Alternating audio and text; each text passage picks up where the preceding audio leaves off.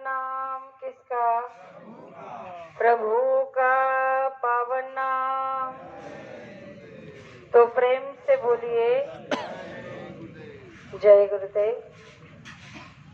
सबसे पहले युग परिवर्तक परम संत बाबा जय गुरुदेव जी महाराज, इनके चरणों में अरबों खरबों प्रणाम। ईश्वर भगवान और उनकी दृश्य अदृश्य शक्तियों को भी कोटि कोटि प्रणाम। आदरणीय अन्ना जी और दादाजी, इनको भी मेरा प्रेम पूर्वक जय गुरुदेव।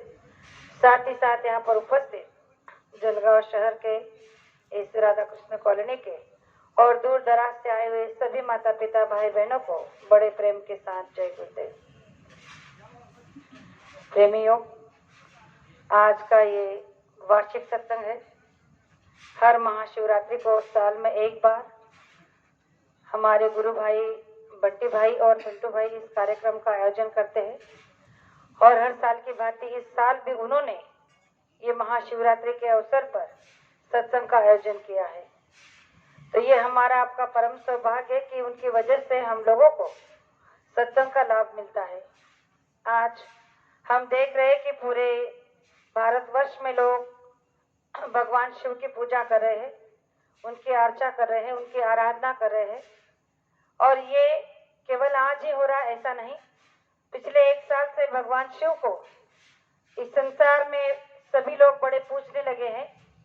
3 बजे से लेकर सुबह के 3 बजे से लेकर 6 बजे तक लोग दूर दूर मंदिरों में जाकर जल चढ़ा रहे हैं, पूजा अर्चा कर रहे हैं, ताकि उनकी जो भी मनोकामनाएं हैं, जो भी इच्छाएं हैं वो पूरी हो जाए, सभी दुख विघ्नों से उन्हें राहत और सुख मिल जाए।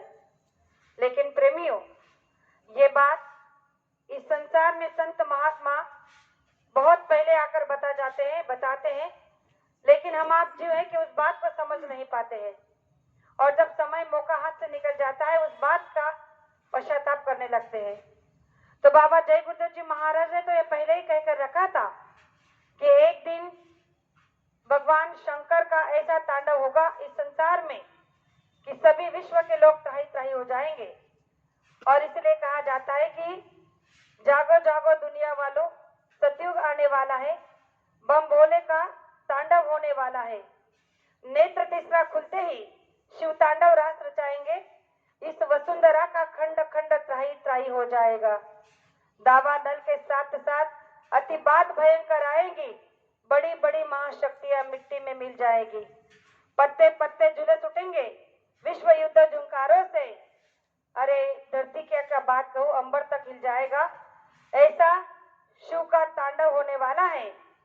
लेकिन गुरु महाराज ने कहा है कि ये सब आप अपने आप रोक सकते हो, इस विनाश को, इस तांडव को आप रोक सकते हो।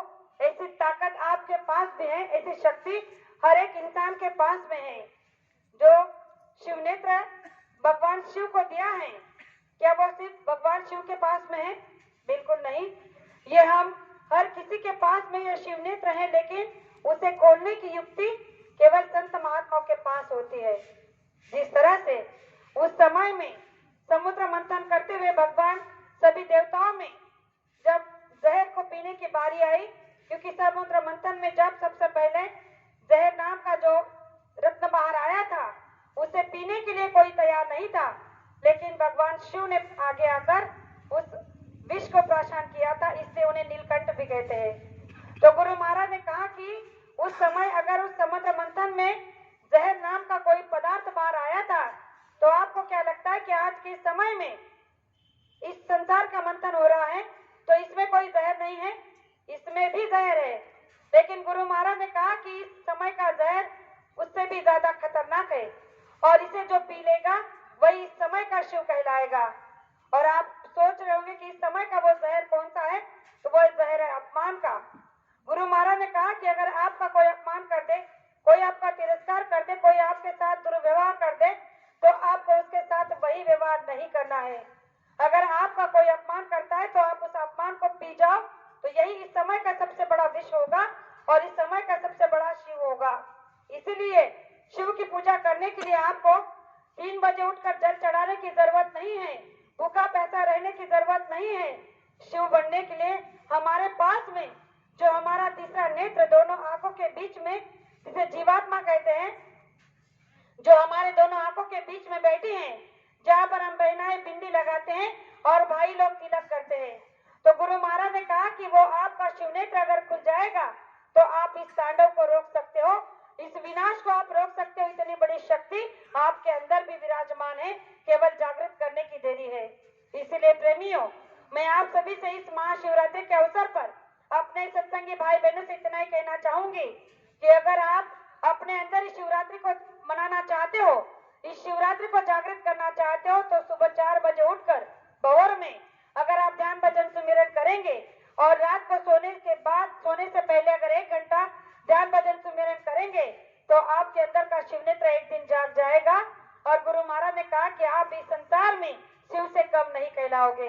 इसलिए गुरु महाराज ने सबसे पहले इस पूजा पाठ व्रत उपवास को निषेध कर दिया था और कहा था कि पूजा पाठ ये जो आज हम आप लोग कर रहे हैं, ये हमारे मन को समझाने के, मन को रिझाने के एक क्रिया है, इस कला है, लेकिन इससे हमारा केवल सत्पात्र में नाम होगा, इससे हमें कोई लाभ नहीं मिलेगा।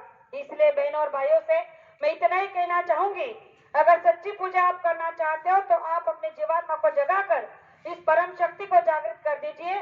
जीते जी परमात्मा का दर्शन, जीते जी शिव का दर्शन इसी मनुष्य मंदिर में कर लीजिएगा तो आपका मनुष्य शरीर सार्थ हो जाएगा। इसलिए बाबा जय गुरुदेव जी महाराज ने हर एक तीज त्योहार का, हर एक जो भी हमारे आपके बीच में हम लोग मनाते हैं संसार में, उन सभी का अलग अलग रहस्य रखा है।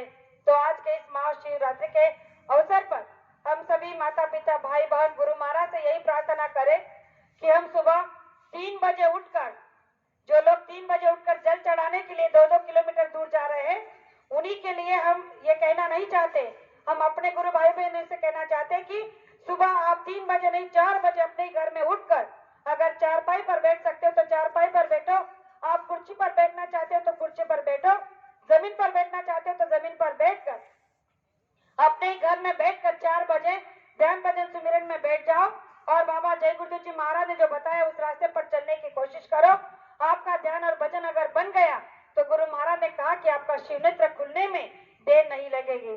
इसलिए आज इस महाशिवरात्रि के अवसर पर हमें यही संकल्प करना चाहिए कि हे मालिक, जीते जी परमात्मा का दर्शन कराने का वादा आपने किया है, तो इस वादे को पूरा करने का कार्य आप अवश्य करेंगे, लेकिन देरी हमारी तरफ से हो रही है, तो इस देरी को बदलने, इस देरी को जल्द से जल्द पूरा करने में आप हमारा साहस बढ़ाएं, हमारे अंदर के मन को रोककर जागृत करने की शक्ति को बढ़ाएं, ताकि हम जीते जी परमात्मा का दर्शन कराकर इस मनुष्य मंदिर में सफल हो जाए। तो 2 बातें आपके सामने रखी, हो सकता हो कहने में एक शब्द सा निकल गया हो जो मुझे नहीं कहना चाहिए था, तो मुझे आपकी छोटी बेटी समझकर माफ करना, ऐसी आशा करती हूँ। जय गुरुदेव, जय